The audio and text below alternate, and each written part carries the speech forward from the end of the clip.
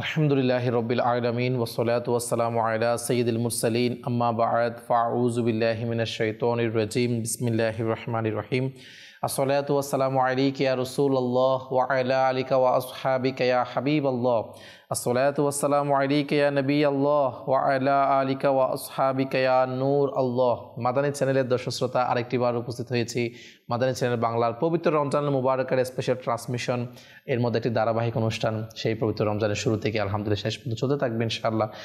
যে অনুষ্ঠানের নাম শানে হাবিবুর রহমান, সুবহানাল্লাহ। তার প্রিয় হাবিব সাল্লাল্লাহু আলাইহি ওয়াসাল্লাম অর্থাৎ আল্লাহ পাকের প্রিয় হাবিব এর শান নিয়ে আলহামদুলিল্লাহ আমাদের এই অনুষ্ঠান। কোরআনে পাকের আয়াত থেকে আমাদের জানার সৌভাগ্য হয় আল্লাহ পাক তার হাবিবের শান কেমন বয়ান করেছেন। আসুন অনুষ্ঠানের শুরুতে আমরা দরুদ শরীফ পাঠ করা ফজিলত শ্রবণ করব। যেমনটা রাসূলুল্লাহ সাল্লাল্লাহু তাআলা আলাইহি ওয়াসাল্লাম ইরশাদ করেছেন, তোমরা যেখানেই থাকো আমার উপর দরুদ শরীফ পাঠ করো, আমার উপর দরুদে পাক পড়ো, কেননা তোমাদের দরুদ আমার নিকট পৌঁছে থাকে। সুবহানাল্লাহ, সুবহানাল্লাহ। দুনিয়ার যেখানে থাকি না কেন তার হাবিব সাল্লাল্লাহু আলাইহি সাল্লাম তো রয়েছেন মদিনায়, আর সেখানে আমাদের দরুদ পৌঁছে যাবে। কেমন শান! আসলে এটা নিয়ে কথা বলতে গেলে আল্লাহ সাল্লাল্লাহু আলাইহি ওয়াসাল্লামের শান কেমন, সেটি অনেকগুলো অনুষ্ঠান হয়ে যাবে। তো সেজন্য উচিত দরুদ শরীফ পাঠ করা যেখানে আছে। আর আমরা দরুদ শরীফ পাঠ করবো তার হাবিবের কাছে, আল্লাহ রাসূল সাল্লাল্লাহু আলাইহি ওয়াসাল্লামের হাবিবের কাছে পৌঁছে যাবে আমাদের দরুদ শরীফ। তাহলে সাথে তো আমাদের নাম, আমাদের বাবার নামও পৌঁছে যাচ্ছে। তো আল্লাহ তাআলার দরবারে দোয়া, তার হাবিবকে সন্তুষ্টি করার জন্য, আল্লাহ তার রাসূলকে সন্তুষ্টি করার জন্য আমাদেরকে বেশি পরিমাণে দরুদ শরীফ পাঠ করার সে তৌফিক দান করুক।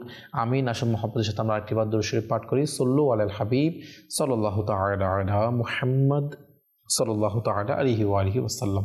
দর্শক শ্রোতা, আসুন আজকে আমরা আমাদের সাথে যে মোবাইলিকে দাওয়াত ইসলামী মাশাআল্লাহ প্রতি অনুষ্ঠানের মধ্যে ছিল আমাদের আব্দুল মুত্তালিব মাদানী হুজুর থেকে ইনশাআল্লাহ আজকে একটি কোরআন পাকের আয়াত আমরা শ্রবণ করব এবং সেটার মধ্যে কিভাবে আল্লাহ পাক তার হাবিব সাল্লাল্লাহু আলাইহি ওয়াসাল্লামের শান মান আমাদের কাছে তুলে ধরেছেন সেটি জানার সৌভাগ্য অর্জন করব। জি হুজুর। আলহামদুলিল্লাহি রাব্বিল আলামিন ওয়াসসালাতু ওয়াসসালামু আলা সাইয়্যিদিল মুরসালিন আম্মা বা'দ ফাআউযু বিল্লাহি মিনাশ শাইতানির রাজীম বিসমিল্লাহির রহমানির রহিম। আলহামদুলিল্লাহ, আজও এমন একটি আয়াত আমরা শোনার সৌভাগ্য অর্জন করব। এই আয়াতের মধ্যে আল্লাহ পাক হুজুর সাল্লাল্লাহু আলাইহি ওয়াসাল্লামের 6টি বৈশিষ্ট্য উল্লেখ করেছেন। সুবহানাল্লাহ। সবগুলো তো আলাদা আলাদাভাবে হয়তো বর্ণনা করার সুযোগ নাও হতে পারে, তো বিশেষভাবে যেগুলো আমাদের আকীদার সাথে সম্পৃক্ত সেগুলো ইনশাল্লাহ আলোচনা করার চেষ্টা করব। আয়াতটি হচ্ছে প্রসিদ্ধ আয়াত, আমরা প্রতিনিয়তই পাঠ করে থাকি। আল্লাহ পাক ইরশাদ করেছেন, বিসমিল্লাহির রহমানির রহিম, লাকাদ জাআকুম রাসূলুম মিন আনফুসিকুম আজিজুন আলাইহি মা আনিতুম হারিসুন আলাইকুম বিল মুমিনিনা রাউফুর রহিম। সুবহানাল্লাহ। আয়াতের শাব্দিক অর্থ হচ্ছে লাকাদ জাআকুম রাসূলুম মিন আনফুসিকুম, নিশ্চয়ই আল্লাহ পাকের পক্ষ থেকে তোমাদের নিকট, তোমাদেরই মধ্যে একজন রসুল এসেছে। সেই রসুলের বৈশিষ্ট্য কি?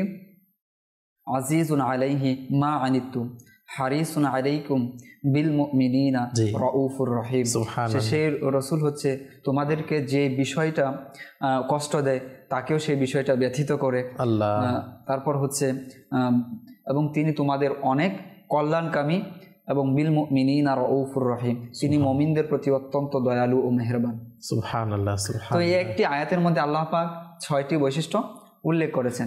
এক তো হচ্ছে লাকাদ জাআকুম রাসূলুন, একটি বৈশিষ্ট্য যে তিনি রসুল, মিন আনফুসিকুম তোমাদেরই মধ্যে হতে দ্বিতীয়। তারপর হচ্ছে যে আজিজুন আলাইহি মা আনিতুম, এটিও আল্লাহ পাকের একটি বৈশিষ্ট্য। তারপর হচ্ছে হারিসুন আলাইকুম, এটিও একটি বৈশিষ্ট্য। বিল মুমিনিনা রাউফ এবং রহিম, এটাও একটা। এইভাবে আলাদা আলাদাভাবে 6টি বৈশিষ্ট্য আল্লাহ পাক এই আয়াতের মধ্যে উল্লেখ করেছেন। সুবহানাল্লাহ। প্রথমত যদি আমরা রসুল সম্পর্কে এর আগেও আমরা আলোচনা শুনেছি, লাকাদ জাআকুম রাসূলুন, যে তোমাদের নিকট রসুল এসেছেন। মুফতি আহমদ এরফান নাইমি রহমাতুল্লাহ তাআলা আলাইহি বলেন, রসুল তো সেই সত্তা যে খালিক এবং মালিকের মাখলুকের মাঝে কি করেন? সম্পর্ক তৈরি করেন। যে রসুল হচ্ছে সেই সত্তা যে সত্তা আল্লাহ পাকের পক্ষ থেকে জিনিস নিয়ে আসেন এবং উম্মতের মাঝে বিতরণ করেন। আল্লাহু ইউতি ওয়া আনা কাসিম, যে তরজমা যেভাবে করা যায় আর কি, তাফসীর যেভাবে করা যায়। অতঃপর বলেন রসুল হচ্ছে সেই সত্তা যে খালিকের নিকট মাখলুকের মাগফিরাত কামনা করেন এবং মাখলুকের ক্ষমা করিয়ে থাকেন। তবে এর পাশাপাশি এখানে আরও একটি বিষয় প্রতীয়মান হয়, যিনি রসুল রয়েছেন, যাকে আল্লাহ পাক রসুল বলেছেন, তার মধ্যে এই বৈশিষ্ট্যটি রয়েছে পাশাপাশি এই রসুলের ব্যাখ্যা বিশ্লেষণ উলামায়ে কেরামগণ এও বলেছেন যে রসুল লাকাদ জাআকুম রাসূলুন, তোমাদের নিকট কি এসেছে? রসুল এসেছে।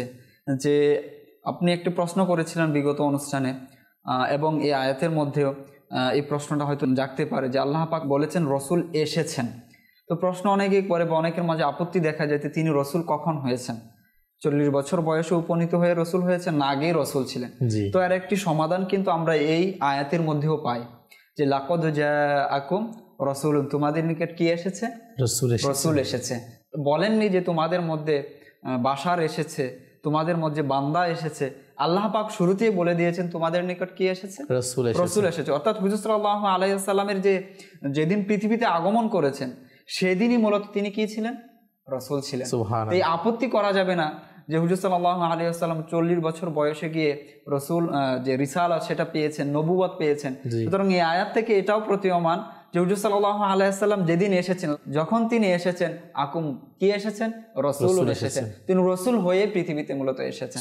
আর তিনি যে রসুল অনেক আগে থেকে ছিলেন সেটা তো আমরা হাদিসের মধ্যে আলহামদুলিল্লাহ জেনেছি যে সাহাবায়ে কেরাম প্রশ্ন করেছিলেন মাতা ওয়াজাবাত লাকান নবুওয়া ক্বালা ওয়া আদামু বাইনার রূহি ওয়াল জাসাদ, যে তখনই আমি নবুয়ত পেয়ে গেছিলাম যখন আদম আলাইহিস সালামকে আল্লাহ পাক সৃষ্টি করেন। তো এই আয়াতের মধ্যে এটা মোটামুটি একটা আমরা ইশারা পাই যে যখন হুজুর সাল্লাল্লাহু আলাইহি ওয়াসাল্লাম পৃথিবীতে এসেছেন তখনই তিনি কি রসুল হয়ে এসেছেন। আরও একটি বিষয় হচ্ছে এখানে যে হুজুর সাল্লাল্লাহু আলাইহি ওয়াসাল্লামের ব্যাপারে যে আগমনের ব্যাপারে আল্লাহ পাক শব্দ চয়ন করেছেন রসুল। তোমাদের কাছে কি এসেছেন? রসুল এসেছেন। তো এমনটা কেউ বলতে পারবে না যদি আল্লাহ পাকে কেন রসুল না বলে আবদ বলতেন, বাশার বলতেন, তাহলে অনেকের মধ্যে এরকম প্রশ্ন জাগতো তাহলে হয়তো হুজুর সাল্লাল্লাহু আলাইহি ওয়াসাল্লাম যে যতদিন পর্যন্ত এলানে নবুয়ত ঘোষণা করেনি ততক্ষণ পর্যন্ত হয়তো আমরা তাকে ভাই বলতে পারতাম। আমরা সাধারণভাবে যেভাবে মানুষদেরকে সম্বোধন করি সেই সম্বোধন করার অনুমতি হয়তো থাকতো বা এরকম একটা স্পেস হয়তো তৈরি হতো। কিন্তু শুরুতেই আল্লাহ পাক বলে দিয়েছেন যে তিনি শুরু থেকে রসুল, সুতরাং তোমাদের মতো মানুষ নয়, তোমরা যে তাকে সাধারণভাবে ভাই বলে সম্বোধন করবে, তোমরা নিজেদের মতো ভাববে সেই অবকাশটা নেই। শুরু থেকে এটা আল্লাহ পাক বন্ধ করে দিয়েছেন এই দরজা। আরেকটা বিষয় হচ্ছে হুজুর সাল্লাল্লাহু আলাইহি ওয়াসাল্লামকে আল্লাহ পাক যখন বান্দাদের সাথে হুজুর সাল্লাল্লাহু আলাইহি ওয়াসাল্লামের আলোচনা করেন তখন আলোচনা করেন রসুল বলে, যে তিনি হচ্ছেন রসুল, আমাদেরকে এটা শিক্ষা দিচ্ছেন। কিন্তু আল্লাহ পাক যখন হুজুর সাল্লাল্লাহু আলাইহি ওয়াসাল্লামকে নিজের দিকে সম্পৃক্ত করে আলোচনা করেন তখন আবদ বলে সম্বোধন করেন, যে আবদিহি। তো এখানে আমাদের জন্য শিক্ষা যে আল্লাহ পাক আমাদেরকে শিক্ষা দিচ্ছেন যে রসুলের যে সম্মান রয়েছে, রসুলের যে মর্যাদা রয়েছে, সুতরাং তোমাদের ক্ষেত্রে সর্বদা এটাকে স্মরণ রাখতে হবে রসুলকে, রসুলের মর্যাদা কি রয়েছে, রসুলের মাহাত্ম্য কি রয়েছে সেটা অনুধাবন করে সেটা মাথায় রেখে তার ব্যাপারে তোমরা আলোচনা করবে, তোমরা কথোপকথন করবে। এটা আমাদেরকে আল্লাহ পাক এই শিক্ষা দিয়েছেন। আচ্ছা, দ্বিতীয়ত হচ্ছে মিন আনফুসিকুম, এটা হুজুর সাল্লাল্লাহু আলাইহি ওয়াসাল্লামের অনেক বড় সম্মান এবং আজ বিশেষভাবে এই বিষয়টা নিয়ে আলোচনা করার ইনশাআল্লাহ আমরা চেষ্টা করব। যে উলামায়ে কেরামগণ বলেন যে এখানে আমরা ফা যেটা রয়েছে মিন আনফু, ফা যেটা রয়েছে এটাকে দুইভাবে পড়া যায়। আনফু ফায়ের উপর পেশ দিয়ে পড়া যাবে এবং আন ফুসিকুম আন ফাসিকুম, আচ্ছা, দুইভাবে পড়া যাবে। যদি আনফাসি ফায়ের উপর পেশ দিয়ে আমরা পড়ি তাহলে এর অর্থ হবে যে হুজুর সাল্লাল্লাহু আলাইহি ওয়াসাল্লাম তোমাদের মধ্য হতে সর্ব উত্তম বংশ হতে সর্ব উত্তম জামাতের মধ্যে এসেছেন। আচ্ছা, এখানে দুইভাবে মানে বোঝানো হয়েছে যে হুজুর সাল্লাল্লাহু আলাইহি ওয়াসাল্লাম সর্বোত্তম বংশ হতে এসেছেন। আচ্ছা, এমনকি তিনি সর্বোত্তম জায়গায় এসেছেন, আল্লাহ সর্বোত্তম জামাতের মধ্যে এসেছেন। সুবহানাল্লাহ, সুবহানাল্লাহ। এই ব্যাপারে যদি আলোচনা করি হুজুর সাল্লাল্লাহু আলাইহি ওয়াসাল্লাম সর্বোত্তম বংশ হতে এসেছেন, ওনার যদি এখানে বংশের কথাও চলে এসেছে, কোরআনে পাকের বংশের কথা আসবে এবং তিনি সর্বোত্তম জায়গায় এসেছেন সে ব্যাপারেও আলোচনা। সুবহানাল্লাহ, সর্বোত্তম জায়গা, সর্বোত্তম জামাতের মধ্যে কিভাবে এসেছেন এটা আমরা সকলেই জানি যে আরব যে জাতি রয়েছে, আরব জাতি যে সকল সৃষ্টির মধ্যে আরব জাতি হচ্ছে সর্বশ্রেষ্ঠ জাতি, সেটাই আরব জাতি সর্বশ্রেষ্ঠ জাতি।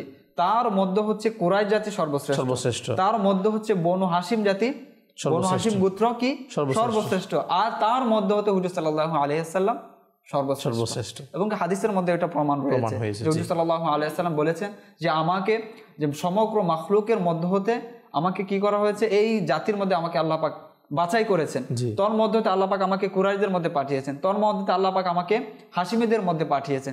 এভাবে হুজুর সাল্লাল্লাহু আলাইহি সাল্লাম নিজেই বলেছেন যে আমার যে জাতিটা রয়েছে, আমার যে বংশধরটা রয়েছে, এটা হচ্ছে সর্বশ্রেষ্ঠ জাতি, সর্বশ্রেষ্ঠ বংশ। দ্বিতীয়ত আল্লাহ পাক সর্বশ্রেষ্ঠ জামাতের মধ্যে সর্বশ্রেষ্ঠ জায়গায় আল্লাহ পাক হুজুর সাল্লাল্লাহু আলাইহি ওয়াসাল্লামকে পাঠিয়েছেন। সুবহানাল্লাহ। তো সেটা কিভাবে? আমরা কিন্তু এভাবেও জানি যে আরব যে জাতিরা আছে, এটা তো জানলাম যে আরব জাতি সর্বশ্রেষ্ঠ জাতি, অনুরূপভাবে আরবি ভাষাটাও সর্বশ্রেষ্ঠ ভাষা, শ্রেষ্ঠ ভাষা। আর এই জন্য আরবরা সর্বদা গর্ব করত যে আমাদের যে ভাষাটা আছে এই ভাষার মতো অন্য কোনো ভাষা নেই। এমনকি আরবের প্রত্যেকটা শব্দের জন্য আলাদা, প্রত্যেকটা আপনার অর্থের জন্য প্রায় কয়েকশো শব্দ পর্যন্ত থাকে। যেমন উট একটা শব্দ, এই উট অর্থটা প্রকাশ করার জন্য আরবদের কাছে প্রায় 100-এর উপর শব্দ রয়েছে। আচ্ছা, এরকম ভাবে প্রত্যেকটা ক্ষেত্রে প্রত্যেকটা জিনিসের তাদের ভাষাটা সমৃদ্ধ যে প্রত্যেকটা অর্থ প্রকাশ করার জন্য, প্রত্যেকটা বিষয়ের জন্য, বস্তুর জন্য তাদের কাছে 80, 100 এমনকি 150-200 পর্যন্ত শব্দ রয়েছে। এত সমৃদ্ধ একটি ভাষা। তাহলে সেই দিক দিয়ে বোঝা গেল যে আল্লাহ সাল্লাল্লাহু আলাইহি ওয়াসাল্লামকে যেখানে পাঠানো হয়েছে সেই জাতির সর্বশ্রেষ্ঠ, সেই জাতির যে ভাষা রয়েছে সেই সর্বশ্রেষ্ঠ। তো হুজুর সাল্লাল্লাহু আলাইহি ওয়াসাল্লাম এছাড়াও আরবি ভাষাটা হুজুর সাল্লাল্লাহু আলাইহি ওয়াসাল্লামকে আল্লাহ পাক আরবিদের মাঝে পাঠিয়েছেন। আরবি যে জাতি রয়েছে সেখানে আরবি ভাষা আল্লাহ পাক দিয়েছেন এবং কি কোরআন নাজিল করেছেন আরবি ভাষায়, এবং কিয়ামতের ময়দান বা হাশরের ময়দান বা জান্নাতে যে ভাষাটা হবে সেটাও কিন্তু আরবি ভাষা হবে। মিন আনফুসিকুম, যে আমরা যদি ফায়ের উপর জবর দিয়ে পড়ি তো সেক্ষেত্রে দেখা যাবে হুজুর সাল্লাল্লাহু আলাইহি ওয়াসাল্লামের যে সম্মান রয়েছে এভাবে প্রতীয়মান হয়। তাকে সর্বশ্রেষ্ঠ জাতি, সর্বশ্রেষ্ঠ ভাষা, সব দিক থেকে আল্লাহ পাক সর্বশ্রেষ্ঠ দান, এবং এখানে সর্বশ্রেষ্ঠ বংশও বলা হয়েছে। এই ব্যাপারে যদি একটু বলতে, সর্বশ্রেষ্ঠ বংশ বলতে কি বুঝিয়েছেন? যে এই বিষয়টা নিয়ে মূলত আলোচনা করব যে সর্বশ্রেষ্ঠ বংশ, যে সর্বশ্রেষ্ঠ বংশ কিভাবে হলো। যে উলামায়ে কেরামগণ এরকমও রয়েছেন যে কেউ কেউ কিতাব লিখেছেন হুজুর সাল্লাল্লাহু আলাইহি ওয়াসাল্লামের সম্মানিত যে মাতাগণ রয়েছেন, পূর্ববর্তী যে সকল মা রয়েছেন, হুজুর সাল্লাল্লাহু আলাইহি ওয়াসাল্লাম মা হচ্ছেন আমেনা, তার মা, এরপর তার যে অর্থাৎ তার যে নানি রয়েছে, এরপর যে প্রমাতা যিনি রয়েছেন, এভাবে বলে যে আমি ওই আলিম সাহেব তিনি তার কিতাবের মধ্যে লিখেন এভাবে আমি হুজুর সাল্লাল্লাহু আলাইহি ওয়াসাল্লামের 500 জন সম্মানিতা মায়ের নাম আমি কিতাবের মধ্যে উল্লেখ পেয়েছি। মানে এর বংশ পরম্পরায় যারা মাতা আছেন, মা যারা রয়েছেন, মানে ওনার মায়ে আম্মা জানের, ওনার মা, ওনার মায়ে ওনার মা, এভাবে করে 500 জনের আল্লাহু আকবার। তো আয়ামে জাহিলিয়াতের ব্যাপারে আমরা জানি যে সেখানকার অবস্থা কিরকম ছিল, তখন পরিবেশ কিরকম ছিল, তখন আখলাকের অবস্থা কিরকম ছিল, কতটা নিচে ছিল। কিন্তু সে আলেম বলেন আমি 500 জন মা হুজুর সাল্লাল্লাহু আলাইহি ওয়াসাল্লাম বংশধর যারা মা রয়েছেন, অর্থাৎ মায়ের মা, তার মায়ের মা, এভাবে প্রত্যেকের ব্যাপারে আমি দেখেছি, কিন্তু প্রত্যেকেই পবিত্র ছিলেন। আল্লাহ সুবহানাল্লাহ, প্রত্যেকেই পবিত্র ছিলেন। এমনকি হুজুর সাল্লাল্লাহু আলাইহি ওয়াসাল্লামের হাদিসের যদি আমরা তার যে পিতার যে দিকটা রয়েছে সেখানে হুজুর সাল্লাল্লাহু আলাইহি ওয়াসাল্লাম নিজেই বলেছেন যে আমি নূহ আলাইহিস সালামের পৃষ্ঠে ছিলাম, আমি ইব্রাহিম আলাইহিস সালামের পৃষ্ঠে ছিলাম, আমি ইসমাঈল আলাইহিস সালামের পৃষ্ঠে ছিলাম। এভাবে যে হুজুর সাল্লাল্লাহু আলাইহি ওয়াসাল্লাম সংরক্ষিত হয়ে হয়ে এসেছেন পৃষ্ঠ দেশের মধ্যে, উলামায়ে কেরামগণ বলেন যেই পৃষ্ঠে হুজুর সাল্লাল্লাহু আলাইহি ওয়াসাল্লাম যখন ছিলেন সেই সকল পৃষ্ঠসমূহ অর্থাৎ সেই ব্যক্তিসমূহ সকলেই পবিত্র। সুবহানাল্লাহ, সুবহানাল্লাহ। হুজুর সাল্লাল্লাহু আলাইহি ওয়াসাল্লাম নিজে বলেছেন আমি এভাবে পবিত্র পৃষ্ঠসমূহ হতে হতে হতে হতে অবশেষে আমি আমার পিতার পৃষ্ঠ হতে আমার মায়ের গর্ভে গেলাম। আর এই যে সকল সম্মানিত ব্যক্তি তারা সকলে হুজুর সাল্লাল্লাহু আলাইহি ওয়াসাল্লাম নিজে বলেছেন এরা সকলেই কি সম্মানিত ব্যক্তি। সুতরাং বোঝা যাচ্ছে যে মায়ের দিক থেকে এবং বাবার দিক থেকে উভয় দিক থেকে এরা হচ্ছেন সকলে পবিত্র, সব দিক থেকে পবিত্র। এবং সবচেয়ে বড় পবিত্রতা হচ্ছে যে আল্লাহ তাআলার সাথে শিরিক না করা, একাত্মবাদের উপর ঈমান রাখা। এটা হচ্ছে সর্বোত্তম এবং সবচেয়ে গুরুত্বপূর্ণ পবিত্রতার দিকটা হচ্ছে এটা। যেমনটা আল্লাহ পাক কোরআনে পাকের মধ্যে ইরশাদ করেছেন বিসমিল্লাহির রহমানির রহিম, ইন্নামাল মুশরিকুনা নাজাসুন। আচ্ছা, আল্লাহ পাক মুশরিকদের কি বলেছেন? অপবিত্র বলেছেন। এরা আইনে অপবিত্র, এদের মূলই অপবিত্র। এরা যতই গোসল করো, এরা যতই পবিত্র থাকুক বাহ্যিকভাবে, অপবিত্র আর হাকিকতে অপবিত্র। আর হুজুর সাল্লাল্লাহু আলাইহি ওয়াসাল্লাম নিজের বংশের ব্যাপারে কি বলছেন? সুবহানাল্লাহ, যে এরা হচ্ছে আমার সম্মানিত, এরা সকলেই পবিত্র, সকলে হকের মধ্যে ছিলেন। সুতরাং বোঝা যাচ্ছে যে হুজুর সাল্লাল্লাহু আলাইহি ওয়াসাল্লামের যে বংশধর যারা ছিলেন সকলে মুসলমান ছিলেন, সকলে মুমিন ছিলেন, সকলে আল্লাহ তাআলার উপর বিশ্বাসী ছিলেন। সুবহানাল্লাহ। আমরা যে বিষয়ে আলোচনা করছিলাম যে হুজুর সাল্লাল্লাহু আলাইহি ওয়াসাল্লামের এই আয়াতের মধ্যে আল্লাহ পাক দ্বিতীয় বৈশিষ্ট্য হিসাবে মিন আনফুসিকুম উল্লেখ করেছেন। আর এই মিন আনফুসিকুমকে মূলত দুইভাবে পড়া যায়। উলামায়ে কেরামগণ কেউ বলেছেন আনফাসিকুম আবার কেউ বলেছেন যে আনফুসিকুম। জি তো যদি আমরা আনফাসিকুম এর তর্জমা নেই তখন এর অর্থ হবে যে হুজুর সাল্লাল্লাহু আলাইহি ওয়াসাল্লাম সর্বশ্রেষ্ঠ জামাতের মধ্যে আগমন করেছেন। জি জি আর এটা সকলেই জানে যে আরবরা হচ্ছে পৃথিবীর মধ্যে সর্বশ্রেষ্ঠ, কেননা আল্লাহ পাক মানুষের মধ্যে সর্বশ্রেষ্ঠ জাতি হিসাবে নির্ধারণ করেছেন কি কুরাইশদেরকে, তার মধ্যে বনি হাশিমদেরকে। তো হুজুর সাল্লাল্লাহু আলাইহি ওয়াসাল্লাম যে বংশে এসেছেন সেদিক থেকে হুজুর সাল্লাল্লাহু আলাইহি ওয়াসাল্লাম সর্বশ্রেষ্ঠ জামাতের মধ্যে এসেছেন। অনুরূপভাবে যদি আমরা দেখি যে হুজুর সাল্লাল্লাহু আলাইহি ওয়াসাল্লাম সর্বশ্রেষ্ঠ লোকদের মাঝে এসেছেন, মানে আরবিদের মাঝে এসেছেন। তো আরবি ভাষাটা সেখানে আসে। তো হুজুর সাল্লাল্লাহু আলাইহি ওয়াসাল্লাম যে আল্লাহ পাক আরবি ভাষা দিয়েছেন সেই দিক থেকে হুজুর সাল্লাল্লাহু আলাইহি ওয়াসাল্লাম শ্রেষ্ঠ ভাষার অধিকারী, কেননা কোরআন নাজিল হয়েছে আরবি ভাষায়, জান্নাতের যে ভাষা রয়েছে সেটাও কি হবে আরবি ভাষায় হবে। এমনকি আরবিরা তো সর্বদা গর্বই করত যে আমাদের ভাষা হচ্ছে সর্বশ্রেষ্ঠ ভাষা। এবং এও আমরা শুনেছি যে আরবিদের প্রত্যেকটি অর্থ বোঝানোর জন্য, প্রতিটি বস্তুর জন্য প্রায় এদের 50, 100, 150, 200 অসংখ্য শব্দ রয়েছে। তো এই দিক থেকে হুজুর সাল্লাল্লাহু আলাইহি ওয়াসাল্লাম যদি আমরা আনফাসিকুম নেই এই অর্থ প্রতীয়মান হয়। আনফুসিকুম যদি আমরা নেই উলামায়ে কেরামগণের ভাষ্যমতে যে তখন অর্থ হবে হুজুর সাল্লাল্লাহু আলাইহি ওয়াসাল্লাম সর্বশ্রেষ্ঠ বংশ হতে এসেছেন। সর্বশ্রেষ্ঠ বংশকে আমরা জানি, সর্বশ্রেষ্ঠ বংশ হচ্ছে কুরাইশরা, তার মধ্যে হচ্ছে বনি হাশিম, তার মধ্যে হতে যে হুজুর সাল্লাল্লাহু আলাইহি ওয়াসাল্লাম যার মাধ্যমে পৃথিবীতে এসেছেন, সেই বংশটা হচ্ছে সর্বশ্রেষ্ঠ বংশ। এবং এও আমরা জানলাম যে হুজুর সাল্লাল্লাহু আলাইহি ওয়াসাল্লামকে যারাই ধারণ করেছেন, সেটা পৃষ্ঠে অথবা গর্বে, যে যারাই ধারণ করা হয়েছে সকলে কি ছিল পবিত্র ছিল। তো সেই দিক থেকেও মিন আনফুসিকুম কি যথারীতি নবী সাল্লাল্লাহু আলাইহি ওয়াসাল্লাম পবিত্র বংশ হতে, সর্বশ্রেষ্ঠ বংশ হতে আগমন করেছেন। উলামায়ে কেরামগণ এও বলেছেন যে হুজুর সাল্লাল্লাহু আলাইহি ওয়াসাল্লামের সম্মানিত মাতাগণ যারা আছেন সকলে কি পবিত্র। এবং হুজুর সাল্লাল্লাহু আলাইহি ওয়াসাল্লামের ভাষ্যমতে হুজুর সাল্লাল্লাহু আলাইহি ওয়াসাল্লাম বংশ যারা আছেন, যাদের পৃষ্ঠে হুজুর সাল্লাল্লাহু আলাইহি ওয়াসাল্লাম যখন ছিলেন, সকলে পবিত্র।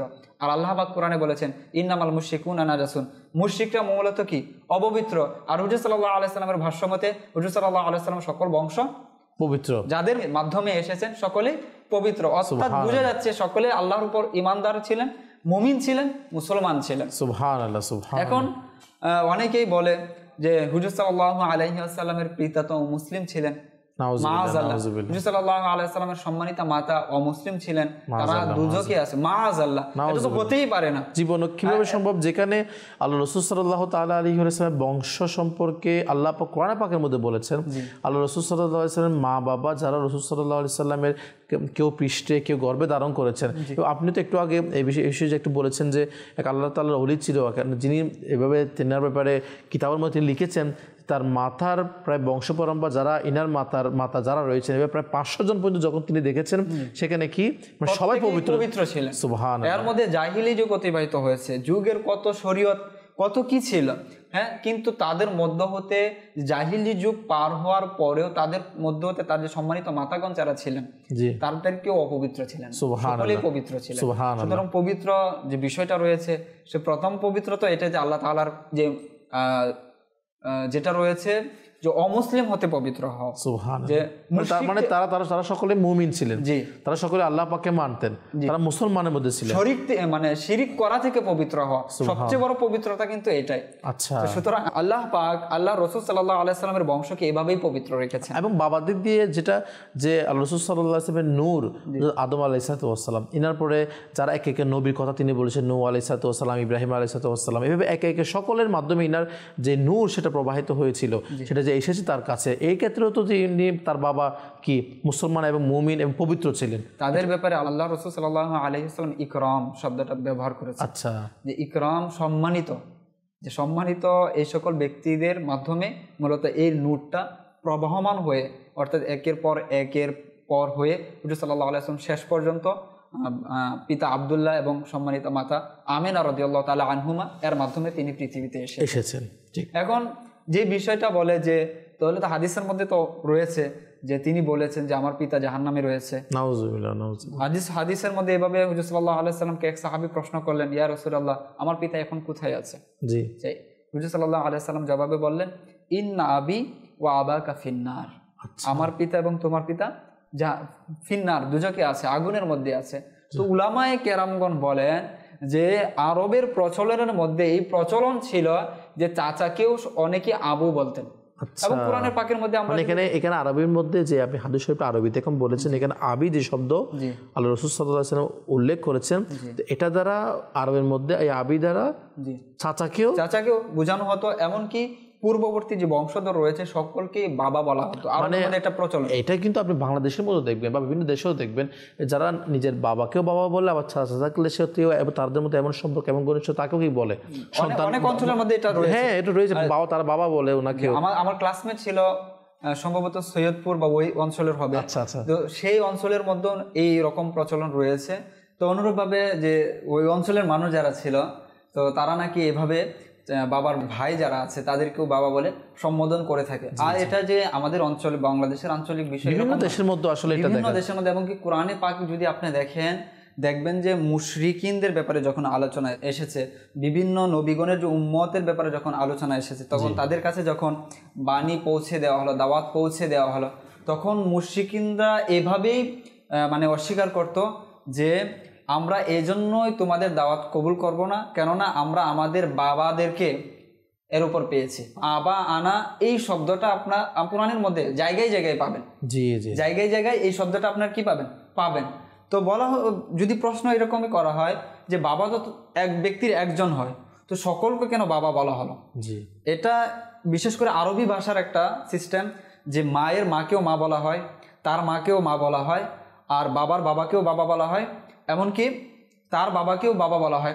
যেমনটা আপনি আব্দুল মুত্তালিব রাদিয়াল্লাহু তাআলা আনহু, তার মধ্যে দেখবেন যে হুজুর সাল্লাল্লাহু আলাইহি ওয়াসাল্লামকে তিনি নিজের সন্তান বলেছেন। অনুরূপ হুজুর সাল্লাল্লাহু আলাইহি ওয়াসাল্লাম নিজেও হাসান হুসাইনকে কি বলেছেন? নিজের সন্তানের মতো। কিন্তু নিজের সন্তান তো ছিলেন না। জি জি, এটা আরবিদের একটা কি প্রচলন, আরবি ভাষার একটা বিশেষত একটা বৈশিষ্ট্য যে নিজের বংশর হলে একদম নিজের কাছে লাগিয়ে নেয়, মাশাআল্লাহ, কাছে লাগিয়ে ওইভাবে কথা বলা হয়। তো এইভাবে যখন হুজুর সাল্লাল্লাহু আলাইহি ওয়াসাল্লামকে প্রশ্ন করা হয়েছিল যে আমার পিতা এখন কোথায় আছে, তখন হুজুর সাল্লাল্লাহু আলাইহি ওয়াসাল্লাম বলেছিলেন ইন্না আবি ওয়া আবাকা ফিন্নার, যে আমার যে চাচা রয়েছে এবং তোমার বাবা তারা কি জাহান্নামে, কেননা তারা মুশরিক অবস্থায় ইন্তিকাল করেছে। যেমন বিশেষত হুজুর সাল্লাল্লাহু আলাইহি ওয়াসাল্লাম যে সকল চাচাদের কাছে তিনি পয়গাম পৌঁছিয়েছেন, তাদের উপর আবশ্যক ছিল সেই পয়গামকে কবুল করা, গ্রহণ করা, ইসলামকে গ্রহণ করে নেওয়া। তো যেহেতু তারা অস্বীকার করেছে, এই জন্য তারা কি হয়েছে, কুফুরের মধ্যে ছিল, জাহান্নামে গিয়েছে। জি জি জি। তো এখানে ওই চাচাদের কথাটাই আল্লাহ রাসূল সাল্লাল্লাহু আলাইহি ওয়াসাল্লাম উল্লেখ করেছেন। অনুরূপভাবে যদি আমরা ইব্রাহিম আলাইহিস সালাতু ওয়াস সালামের ঘটনাগুলো দেখি, তো আমরা সেখানে দেখতে হবে যে তিনি তার চাচাকে কিভাবে সম্বোধন করে বলছেন। কোরআনে পাকের মধ্যে এসেছে ক্বালা ইব্রাহিম, যখন ইব্রাহিম আলাইহিস সালাতু ওয়াস সালাম বলেছিলেন কাকে, লিয়াবিহি, তার পিতাকে, তার বাবা কে ছিলেন? আজারকে, তুমি কি এই প্রতিমাগুলোকে নিজের মাবুদ হিসাবে কবুল করছো, গ্রহণ করছো? ইন্নী আরাকা ওয়া কওমাকা ফি দালালিম মুবিন, নিশ্চয় আমি তোমাকে স্পষ্ট গুমরাহির মধ্যে দেখতে পাচ্ছি। আচ্ছা, তো এখানে সকলেই জানে যে ইব্রাহিম আলাইহিস সালাতু ওয়াস সালামের পিতার নাম আসলে কি ছিল। এটা ইতিহাসবিদ যারা আছে, মুফাসসিরগণ যারা আছে, সকলেই জানে ইব্রাহিম আলাইহিস সালাতু ওয়াস সালামের যে সম্মানিত পিতা ছিলেন সেটা ছিল তারেক। জি। তো তিনিও কি ছিলেন? পবিত্র ছিলেন, কারণ হুজুর সাল্লাল্লাহু আলাইহি সাল্লাম পূর্ববর্তী বংশধর মধ্য হতে তারেক হুজুর সাল্লাল্লাহু আলাইহি সাল্লামের পূর্বপুরুষদের একজন। জি জি, পূর্বপুরুষদের একজন। তো এতেও স্পষ্ট হয়ে যায় যে হুজুর সাল্লাল্লাহু আলাইহি সাল্লাম পূর্ববর্তী বংশধর যারা ছিলেন সকলে কি পবিত্র ছিলেন, মুমিন ছিলেন। কেননা এখানেও যে যার ব্যাপারে আলোচনা এসেছে এটা মূলত কে ছিলেন? ইব্রাহিম আলাইহিস সালামের চাচা ছিল।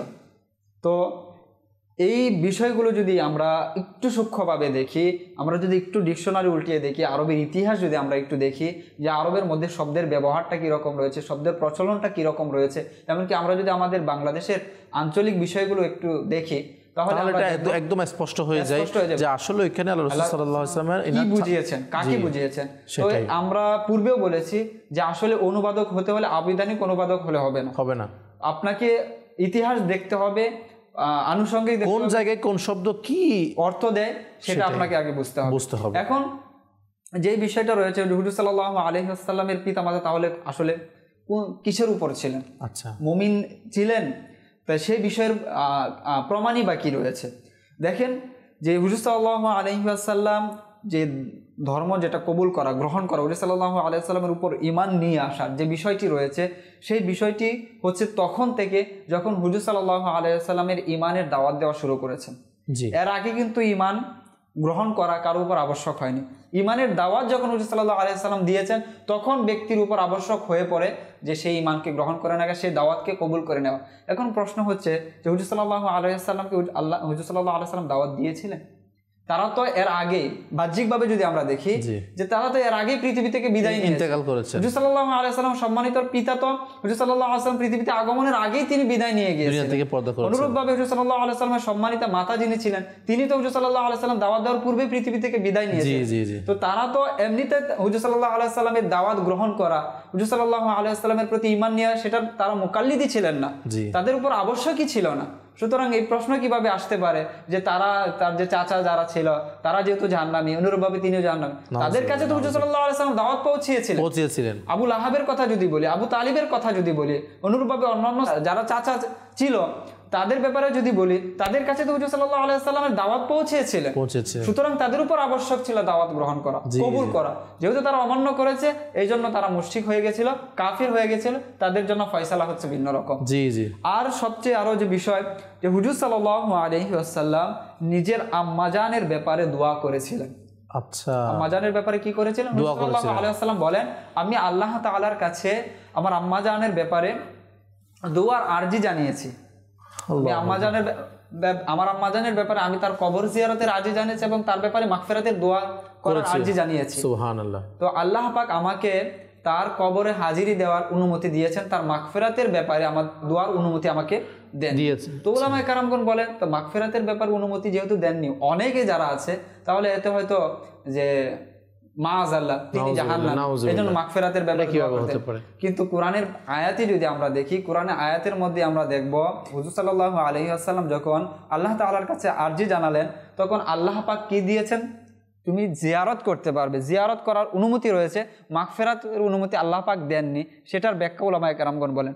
দেখেন আল্লাহ পাক কোরআনে পাকের মধ্যে নাজিল করেছেন, লা তাকুম আলা কবরিহি ইন্নাহুম কাফারু বিল্লাহি ওয়া রাসূলিহি।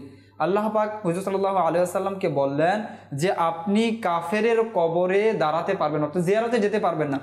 ইন্নাহুম কাফারু বিল্লাহি ওয়া রাসূলিহি, কেন? তারা আল্লাহ এবং তার রাসূলকে অস্বীকার করেছে। তো শরীয়তের বিধান হচ্ছে যে আল্লাহ এবং তার রাসূলকে অস্বীকার করে তার কবর জিয়ারত করা যাবে না। ঠিক, তার কবর জিয়ারত করা যাবে না। কিন্তু আল্লাহ পাক হুজুর সাল্লাল্লাহু আলাইহি ওয়াসাল্লামকে কি করলেন? অনুমতি দিলেন যে আপনি আপনার মায়ের কবর জিয়ারত করেন। সুবহানাল্লাহ। এতেও তো প্রতীয়মান হয় যে তারা কি ছিলেন না, তারা অমুসলিম ছিলেন না, তারা মূলত কি ছিলেন? মুমিন ছিলেন। বেদই তো আল্লাহ তাআলা অনুমতি দিলেন যে আপনাকে কবর জিয়ারত করে আসেন। এখন প্রশ্ন হচ্ছে যে মাগফিরাতের বিষয়টা, তাহলে তো মাগফিরাতের বিষয়টা আসলে মাগফিরাত কার জন্য করা হয় এটা তো আগে আপনাকে বুঝতে হবে। যে মাগফিরাত তো তার জন্য চাওয়া হবে যার গুনাহ আছে, যাকে আল্লাহ তাআলা মাফ করেননি। আল্লাহ পাক তো তাকে মাফ করে দিয়েছেন, তিনি তো মাগফিরাত প্রাপ্ত বান্দা। যেমনটা দেখা যায় যে আসলে মাগফিরাতের দোয়া কার জন্য করা হয়, শরীয়ত যদি আমরা একটু দেখি তাহলে বুঝে চলে আসবে। যখন নাবালক শিশু ইন্তিকাল করে তখন আমরা তার জন্য কিসের দোয়া করি, আর যখন একজন প্রাপ্তবয়স্ক ব্যক্তি ইন্তিকাল করে তার জন্য আমরা কিসের দোয়া করি? খুবই সুন্দর উদাহরণ। এখানে যদি ছোট বাচ্চাকে নিয়ে যদি আমি বলি, আল্লাহ ছোট বাচ্চার অনেক গুনাহ হয়, তার গুনাহগুলো আল্লাহুম্মা জাআলহু লানা ফারাতা ওয়াজআলহু লানা আজরা ওয়া যুকরা ওয়াজআলহু লানা শাফিয়াম মুশাফফা। অনুরূপ প্রাপ্তবয়স্ক যখন মৃত্যুবরণ করে তার জন্য কি করা হয়? আল্লাহুম্মা গফিরলি হাইয়িনা ওয়া মাইয়িতিনা ওয়া শাহিদিনা ওয়া গায়িবিনা। এখানে তো আরো স্পষ্ট হয়ে যাচ্ছে যে মাগফিরাতের দোয়া আল্লাহ তাআলা কেন করতে দেননি। যেমনি ভাবে ছোট শিশুর যেমন গুনাহ থেকে আল্লাহ তাআলা মুক্ত করে রাখেন থাকে, তার তখন যেমন গুনাহ হয় না তখন তার মাগফিরাতের কোনো প্রয়োজন নেই। আর এই জায়গার মধ্যে যিনি মা আমিনা এই বিষয়ে আমরা আসবো যে মা আমিনা রাদিয়াল্লাহু তাআলা আনহা কেমন পবিত্র সত্তা, সেই ব্যাপারেও আলোচনা করব। তো শরীয়তের বিষয়গুলো যদি আমরা দেখি যে মাগফিরাত মূলত কার জন্য চাওয়া হয়? যার গুনাহ হয়, যাকে আল্লাহ তাআলা মাফ করে দিয়েছেন তার জন্য মাফ চাইতে হয় না। যেমনি ভাবে ছোট শিশুর গুনাহ লেখা হয় না আল্লাহ তাআলার পক্ষ থেকে, তারা মাফ। এইজন্য এখানে মাগফিরাতের বিষয়টা আসে না। যখন একজন প্রাপ্তবয়স্ক হয়ে যায়, গুনাহ তার জন্য লেখা শুরু হয়ে যায়, সে যখন ইন্তেকাল করে তার জন্য মাগফিরাতের দোয়াও চাওয়া হয়। তো এটা আমাদের মোটামুটি ক্লিয়ার হয়ে গেল যে তারা কি ছিলেন? মুমিন ছিলেন। তারা ফিতরতে মুসলমানের যে ফিতরত রয়েছে সেই ফিতরতের উপরে ছিলেন। সুবহানাল্লাহ, সুবহানাল্লাহ। তাছাড়াও তারা যখন যে সময়টা ইন্তিকাল করেছেন তখন কিন্তু অন্যান্য ধর্মের যে শরীয়তগুলো যে ছিল, কিতাবগুলো ছিল অলরেডি তখন সেগুলো বিকৃত হয়ে গিয়েছিল। সেই কিতাবগুলোর উপর ঈমান রাখাও তাদের জন্য অপরিহার্য ছিল না, কিন্তু বিকৃত হয়ে গেছে সব। বিকৃত হয়ে গেছে। তাদের উপর এটাই আবশ্যক ছিল তাওহীদের উপর ঈমান রাখা। আলহামদুলিল্লাহ তাদের তাওহীদের উপর ঈমান ছিল। যেমন আব্দুল মুত্তালিব রাদিয়াল্লাহু তাআলা আনহুর যখন জীবনী দেখি তখন দেখা যাবে যে তাওহীদের উপর তার ঈমান কেমন ছিল। সুবহানাল্লাহ। তো এখন বলা হচ্ছে যে সেই সকল ব্যক্তি জাহান্নামে কিভাবে যেতে পারে যারা হুজুর সাল্লাল্লাহু আলাইহি ওয়াসাল্লামের যে বিষয়টি রয়েছে, যে বংশধারাটা রয়েছে, যেমনটা হুজুর সাল্লাল্লাহু আলাইহি ওয়াসাল্লাম বলেছেন যে আমি তাদের পৃষ্ঠদেশে ছিলাম। যাদের পৃষ্ঠদেশে হুজুর সাল্লাল্লাহু আলাইহি ওয়াসাল্লাম যুগ যুগ ধরে ছিল, তারা কিভাবে জাহান্নামে যেতে পারে? এমনকি যেই গর্ভে হুজুর সাল্লাল্লাহু আলাইহি ওয়াসাল্লাম 10 মাস ছিলেন, সেই যিনি গর্ভে লালন করেছেন, ধারণ করেছেন, সে মা কিভাবে জাহান্নামে যেতে পারে? এটা কল্পনা কিভাবে আসতে পারে? আমরা যদি উদাহরণ দিয়ে একটু বুঝতে চেষ্টা করি, যে আমরা জানি যে মানুষ জান্নাতে যাবে, ঠিক আছে, মানুষ জান্নাতে যাবে, কিন্তু হুজুর সাল্লাল্লাহু আলাইহি ওয়াসাল্লামের বাণী মোতাবেক মানুষের সাথে সাথে আরো 10টি প্রাণীও জান্নাতে যাবে। আচ্ছা, আরো 10টি প্রাণী জান্নাতে যাবে। এর মধ্যে সালেহ আলাইহিস সালাতু ওয়াস সালামের উটনি রয়েছে, ইউনুস আলাইহিস সালাতু ওয়াস সালামের মাছ রয়েছে, অনুরূপ ভাবে আপনার আসহাবে কাহাফের কি রয়েছে? কুকুর রয়েছে। কেন যাবে জান্নাতে এগুলো? কারণ মানুষই না, জান্নাত তো সৃষ্টি করা হয়েছে কার জন্য? মানুষের জন্য, মুমিনদের জন্য। তো এরা কিভাবে জান্নাতে যাবে? তো বলা হচ্ছে যে মাছের মধ্যে ইউনুস আলাইহিস সালাতু ওয়াস সালাম 40 দিন পর্যন্ত ছিল, সেই সম্মানার্থে তার থাকার কারণে, তার সাথে তার সম্পৃক্ত হওয়ার কারণে, সংস্পর্শের কারণে সেই মাছ জান্নাতে যাবে। সুবহানাল্লাহ। সেই মায়ের কথা কি বলবো? এখানে 40 দিন থাকার কারণে গর্ভে ধারণ করেননি, গর্ভে লালন করেননি, তাও কোনো মানুষ নয়, একটি মাছ, তার সাথে সম্পৃক্ত হওয়ার কারণে জান্নাতে যাবে।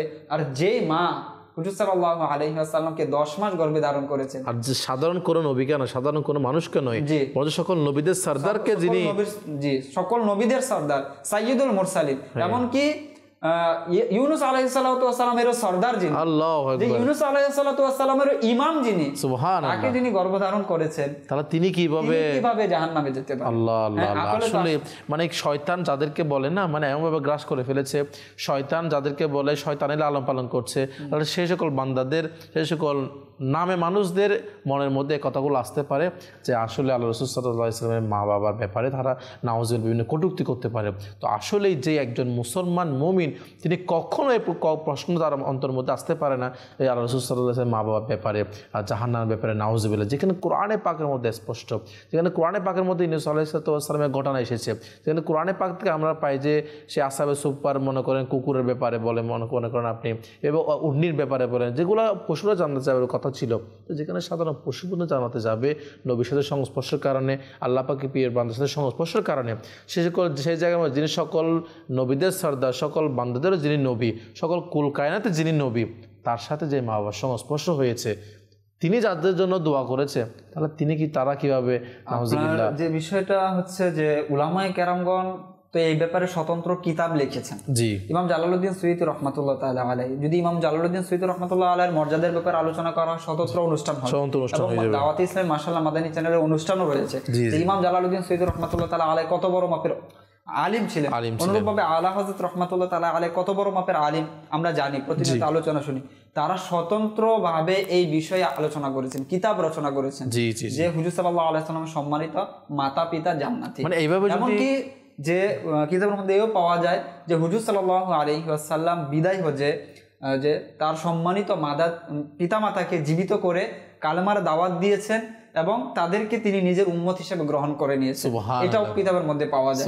সুতরাং যে সব দিক থেকে যে আলোচনা যদি আমরা দেখি, যে একটা হচ্ছে যুক্তিক আকলের একটা বিষয় রয়েছে, তারপরে কোরআনের আয়াত লা তাকুম আলা কবরি ইন্নাহুম কাফারু বিল্লাহি ওয়া রাসূলি, যে তাদের কবরেই দাঁড়ানো যাবে না যারা কাফির অবস্থায় মৃত্যুবরণ করেছে। কিন্তু আমরা যদি জীবনী দেখি হুজুর সাল্লাল্লাহু আলাইহি ওয়াসাল্লাম তাদের কবর জিয়ারত করেছে, সুবহানাল্লাহ। অনুরূপভাবে আমরা হাদিসের মধ্যে এটাও পেয়ে যাই, কিতাবের মধ্যে হুজুর সাল্লাল্লাহু আলাইহি ওয়াসাল্লাম তাদেরকে আবার জীবিত করেছেন, এবং জীবিতের বিষয়ে কিন্তু স্বতন্ত্র আলোচনাও এসেছে যে জীবিত করে তাদেরকে ঈমানের দাওয়াত দিয়েছেন এবং তাদেরকে নিজের উম্মতের মধ্যে শামিল করে নিয়েছেন, সুবহানাল্লাহ। এটাই কিন্তু একেবারে স্পষ্ট হওয়া যায় যে আসলে আল্লাহ রাসূল সাল্লাল্লাহু আলাইহি ওয়াসাল্লাম মা বাবা তারা কত সম্মানী ছিলেন, আল্লাহ রাসূল সাল্লাল্লাহু আলাইহি ওয়াসাল্লামের বংশ কত সম্মানী ছিল, সেসব কোরআনে পাকের মধ্যে আয়াত আমরা শ্রবণ করলাম। তো আল্লাহ পাকের দরবারে দোয়া করি আল্লাহ পাক আমাদেরকে এই বিষয়গুলো বোঝার এবং আমাদের আকীদা মানে সঠিক যে আকীদা সেটা আল্লাহ পাকের দরবারে দোয়া করে আল্লাহ পাক আমাদেরকে আমল করার এবং এই বিষয়গুলো অন্যের কাছে পৌঁছে দিয়ে নেকি হাসিল গ্রহণ করার তৌফিক দান করুক। আমিন বিজাহি নবিল আমিন সাল্লাল্লাহু আলাইহি সাল্লাম। সমস্যা হওয়ার কারণে হয়তো এই বিষয়ে আরও কিছু আলোচনা করার সুযোগ হচ্ছে না। মাদানী চ্যানেল বাংলা আমরা দেখতে থাকি, ইনশাআল্লাহ আর অনেকগুলো বিষয় এরকম আকীদাগত বিষয়, অনেকগুলো কোরআন এবং হাদিসের বিষয় আমাদের জানার সৌভাগ্য হবে। আল্লাহ তাআলা আমাদেরকে এর উপর আমল করার তৌফিক দান করুক। মাদানী চ্যানেল বাংলা দেখতে থাকি। আজকে এই পর্যন্ত। সল্লু আলাল হাবিব সাল্লাল্লাহু তাআলা আলা মুহাম্মদ।